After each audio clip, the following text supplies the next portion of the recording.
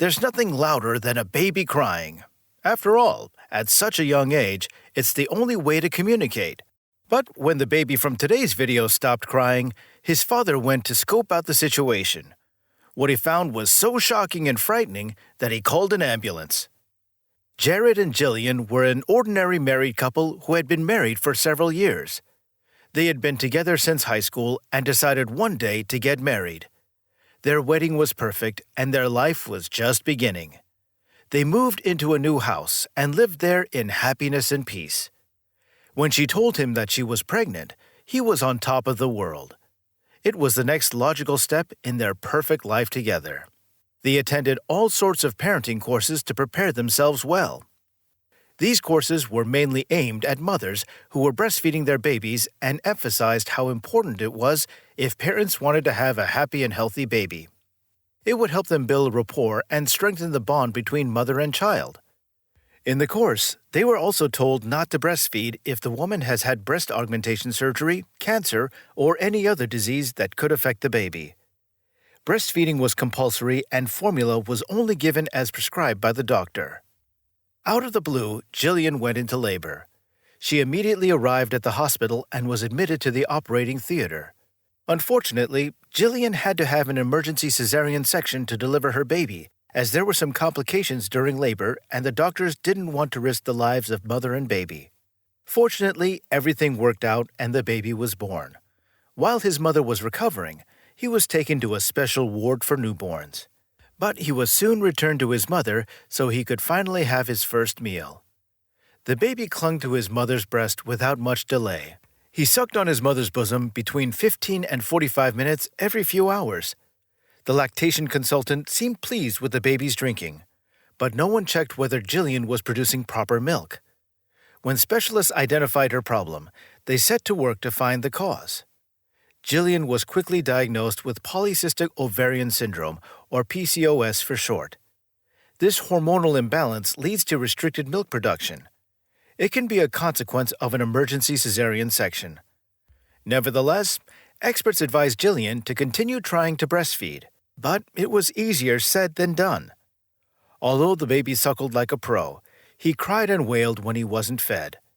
Those piercing cries were heart-wrenching, and he was inconsolable until he returned to the breast.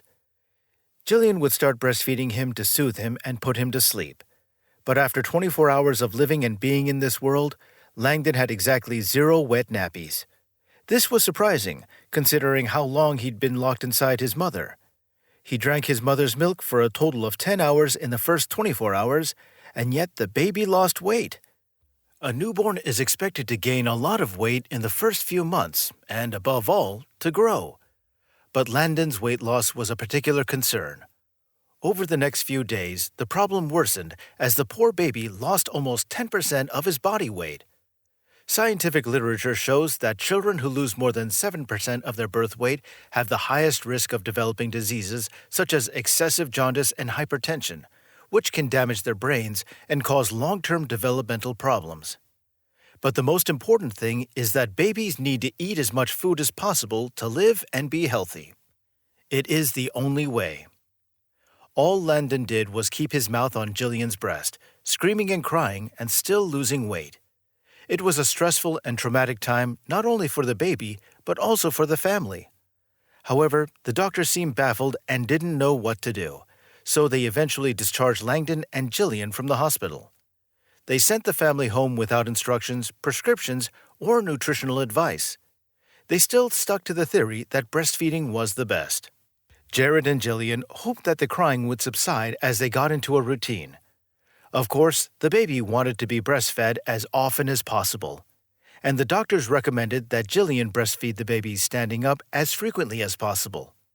They constantly emphasized how important this was, and that in this way, important nutrients would be transferred from the mother to the child.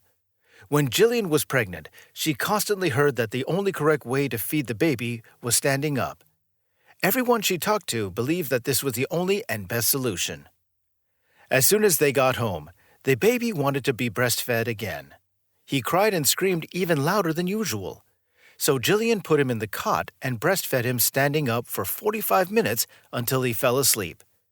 They put him in the cot and watched him breathe quietly, then turned out the lights and slipped away. When Jared returned a few hours later to check on the baby, he found something truly awful. It was late, and they were both about to go to bed.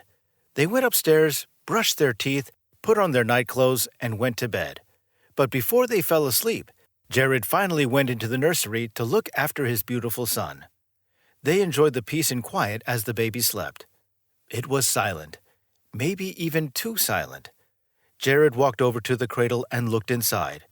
What he saw was so frightening that he rushed to the phone and immediately dialed an emergency call. The horrifying sight caught his breath away and made his stomach cramp. Jared's knees buckled as he realized that Landon was unresponsive and a pale shade of blue. The baby wasn't breathing, and his pulse was too weak to feel.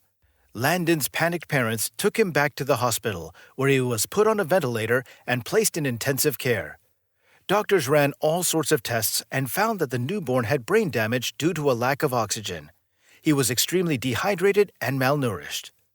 "We took him home, not knowing that he would go into cardiac arrest in less than 12 hours, Jillian recalling this horrific event. If the baby is only breastfed, how can we determine how much he's actually eating? There should probably be wet and dirty nappies, and the weight should be changing. In fact, Landon suckled often, but he didn't drink enough milk, if at all. And not only did Landon struggle to drink it, but Jillian also struggled to produce it. It was just a sad and unfortunate culmination of tragic events. As a result, he became weak, lost weight, and became seriously unwell. Landon was put on life support, and the doctors did everything they could to stabilize his condition. Unfortunately, it seemed that Landon was already in a condition that was too severe, and recovery seemed impossible. After 15 days of no improvement, the medical staff recommended that the baby be taken home and allowed to die in peace. They could keep him alive with life support machines, but there was no way to reverse the baby's serious condition. Landon was still so small and weak, and his body couldn't cope with the trauma. Jillian and Jared were devastated, of course, but they had no choice but to give their consent. They could no longer prolong his life and had to say goodbye. Fortunately, a few years later, the couple had more children who didn't have such health problems. The babies grew up partly on breast milk and partly on formula, and thankfully grew up strong and healthy. And although Landon wasn't around, he was always part of their family and in their memories. Jillian and Jared wished they had never forgotten their beautiful firstborn. And now it's your turn.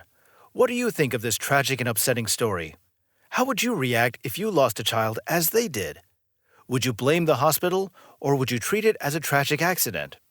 Write your thoughts in the comments section down below. Please like this video and subscribe to our channel. And ring the bell icon to be notified of when we have another story ready for you. Thanks so much for watching, and we'll see you next time.